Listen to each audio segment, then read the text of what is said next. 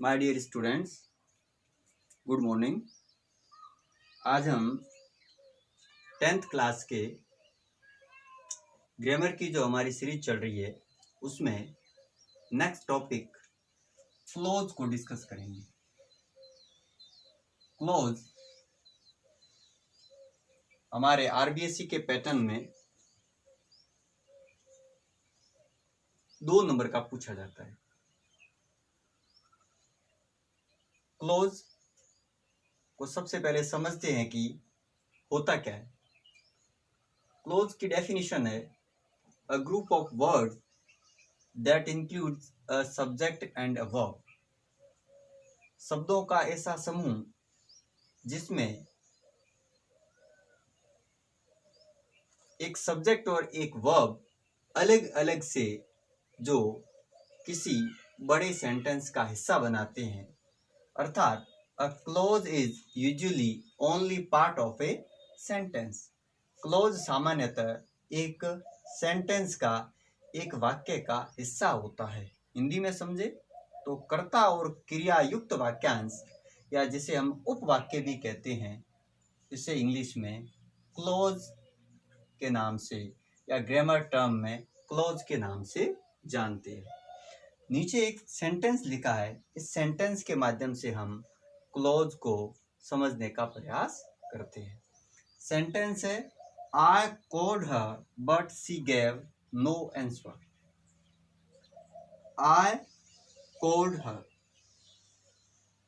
इसके बाद में but से sentence she gave no answer जोड़ा गया है। अर्थात यहाँ जो फर्स्ट हम देख रहे हैं I के साथ कॉल वर्ब की सेकंड फॉर्म लगी हुई है और बट के बाद में सी के साथ गिव की सेकंड फॉर्म गेव लगी हुई है। अर्थात यहाँ इस कर्ता आई के अनुसार ये वर्ब लगी हुई है और यहाँ सी के अनुसार ये वर्ब लगी हुई है। अर्थात इन्हें हम ग्रामर की टर्म में फाइनाइट वर्ब कहते हैं। Finite verb, finite verb.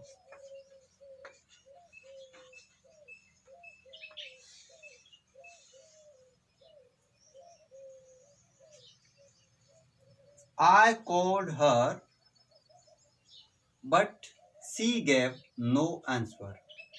यहाँ हम जो देख रहे वो ये है कि कर्ता और क्रिया यहाँ subject plus verb, subject plus verb है और बट के बाद में भी सब्जेक्ट प्लस वर्ब है और दोनों में फाइनाइट वर्ब है। अर्थात ऐसी वर्ब जो अपने कर्ता के अनुसार अनुशासित होती हो, लिमिटेड होती हो, डिसिप्लिन फॉलो करती हो, ऐसी वर्ब को फाइनाइट वर्ब कहते हैं।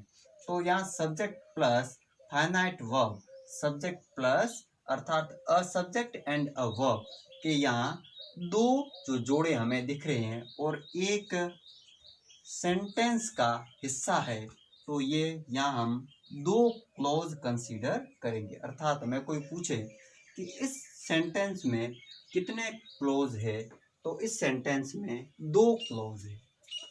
कितने? 2 क्लोज है।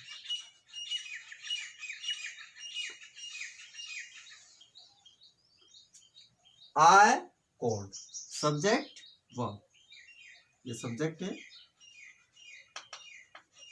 वर्ब है, बट कंजक्शन लगा हुआ है। सब्जेक्ट है, वर्ब है। अर्थात इस सेंटेंस में 2 क्लोज हम देख रहे हैं। तो इस प्रकार के प्रत्येक जो सब्जेक्ट प्लस वर्ब वाले अंश को हम क्या कहते हैं? क्लोज कहते हैं।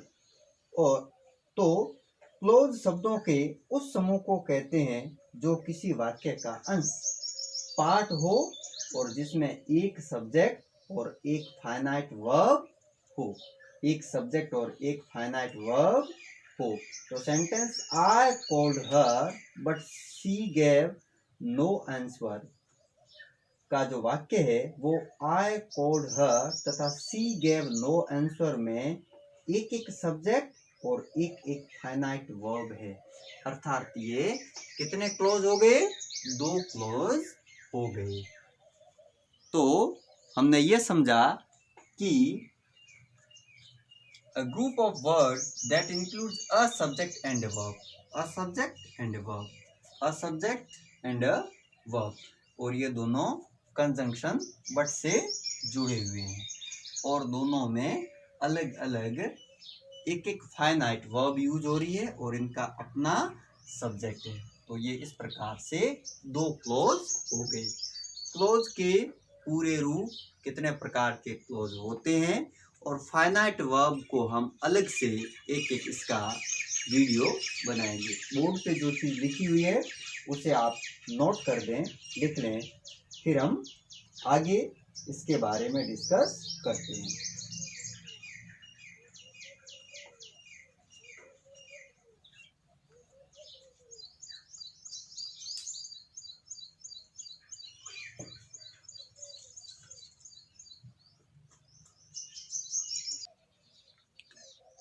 नेक्स्ट हम क्लोज मूलतः 3 प्रकार के होते हैं।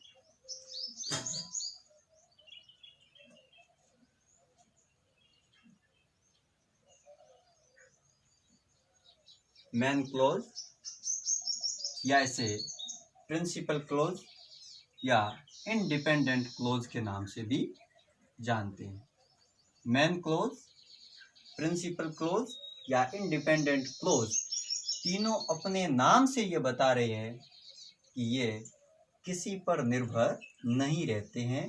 अर्थात ये मेन टाइप के क्लोज, प्रिंसिपल टाइप के क्लोज या इंडिपेंडेंट क्लोज होते हैं।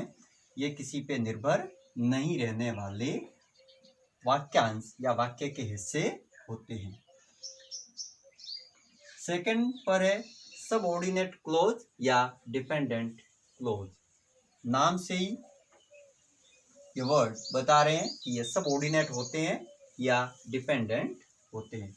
और तीसरे होते हैं कोऑर्डिनेट क्लोज। 3 टाइप के ये जो क्लोज मूलतः डिवाइड किए गए हैं।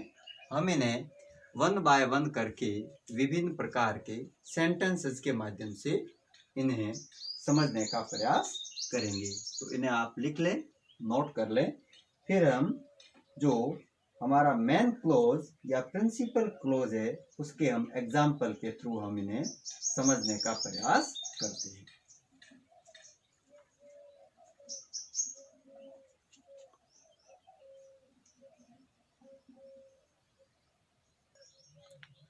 या हमने क्लोज को समझने के लिए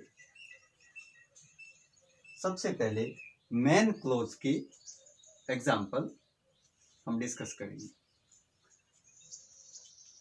मेन क्लोज हमने पहले देखा कि मेन क्लोज कहो या प्रिंसिपल क्लोज कहो या इंडिपेंडेंट क्लोज कहो, तीनों एक ही बात है। सेंटेंस लिखा हुआ this is the pen which I like. इस सेंटेंस में अगर ये सेंटेंस का हिस्सा दिस इज द पेन, इस सेंटेंस के हिस्से को अगर पूर्ण वाक्य से मैं अलग कर दूं या यहाँ तक हम इसे लें या इसका ट्रांसलेट करें या इस सेंटेंस को समझें तो यह सेंटेंस अपना पूर्ण अर्थ देता है। इस सेंटेंस को या इस क्लोज को सेंटेंस के बाकी हिस्से विच आई लाइक को अपना पूर्ण अर्थ प्रकट करने के लिए जरूरत नहीं है। अतः दिस इज द पेन ये मेन क्लोज है। इसे प्रिंसिपल क्लोज कह सकते हैं, इंडिपेंडेंट क्लोज कह सकते हैं। दिस इज द पेन, हालांकि this is the pen which I like तक पूरा सेंटेंस है, पर अपन अगर दिस इज द पेन तक ही इस वाक्य को माने या इस क्लोज को कंसीडर करे तो ये अपना पूर्ण अर्थ देता है और सेंटेंस के बाकी हिस्से की इसको जरूरत नहीं है। अतः ये मेन क्लोज है। अतः ये प्रिंसिपल क्लोज है, अतः ये इंडिपेंडेंट क्लोज है। इसे समझने के तौर पर हम देखें तो मेन क्लोज अर्थात जो क्लोज स्वतः पूर्ण अर्थ रखता है और किसी अन्य क्लोज पर आश्रित नहीं रहता है उसे मेन क्लोज, प्रिंसिपल क्लोज या इंडिपेंडेंट क्लोज के नाम से जानते हैं। दूसरा सेंटेंस इसी प्रकार से लिखा हुआ है, Sunday is the day when I am least busy. इस सेंटेंस में भी दो क्लोज है, पर हमें पहचानना है मेन क्लोज की मेन क्लोज कौन सा है, मेन क्लोज कौन सा। तो संडे इज द डे तक अगर सेंटेंस को हम समझे तो ये सेंटेंस अपने आप में संडे इज द डे ये एक मेन क्लोज है, प्रिंसिपल क्लोज है, अर्थात ये स्वतः ही पूर्णतः एक सेंटेंस का हिस्सा है या एक क्लोज है। इसे दूसरे सेंटेंस के हिस्से को या दूसरे क्लोज को अपना अर्थ प्रकट करने के लिए जरूरत नहीं है, ये अपने आप में पूर्ण एक वाक्य का हिस्सा है, वाक्यांश है, तो इसे हम मेन क्लोज के नाम से जानेंगे। तो दो सेंटेंसेस के माध्यम से हमने मेन क्लोज को समझा कि this is the pen, this is the pen, केवल इतना सेंटेंस भी हो सकता है अपन लिखे तो, और हालांकि ये पूरा sentence this is the pen which I like है, लेकिन इसमें जो ये सेंटेंस का हिस्सा जो दिस इज द पेन ये अपने आप में पूर्णतः एक क्लोज है, अतः ये मेन क्लोज या प्रिंसिपल क्लोज या इंडिपेंडेंट क्लोज है। बी वाले सेंटेंस में भी संडे इज द डे ये अपने आप में पूर्णतः जिसे अपन कह सकते हैं कि ऐसा क्लोज जो स्वतः पूर्ण अर्थ रखता है और किसी अन्य क्लोज पर आश्रित नहीं रहता है उसे मेन क्लोज या प्रिंसिपल क्लोज कहते हैं। इन दोनों सेंटेंसेस को आप मेन क्लोज के एग्जाम्पल में नोट कर दें। और आगे हम अन्य टाइप के जो क्लोज जैसा कि हमने सबऑर्डिनेट और सबऑर्डिनेट के अलावा जो कोऑर्डिनेट जो क्लोज जो डिस्कस किया था उसे भी हम अलग अलग एग्जाम्पल के माध्यम से हम समझेंगे। सबऑर्डिनेट क्लोज को डिपेंडेंट क्लोज भी कहते हैं। तो इन तीन जो क्लोज के मुख्य प्रकार है इनमें से अभी इसमें हमने क्लोज की बेसिक डेफिनेशन और मेन क्लोज के एग्जाम्पल को डिस्कस किया है। अगले वीडियोज में हम अगले टाइप की क्लोज को डिस्कस करेंगे। तब तक के लिए थैंक यू।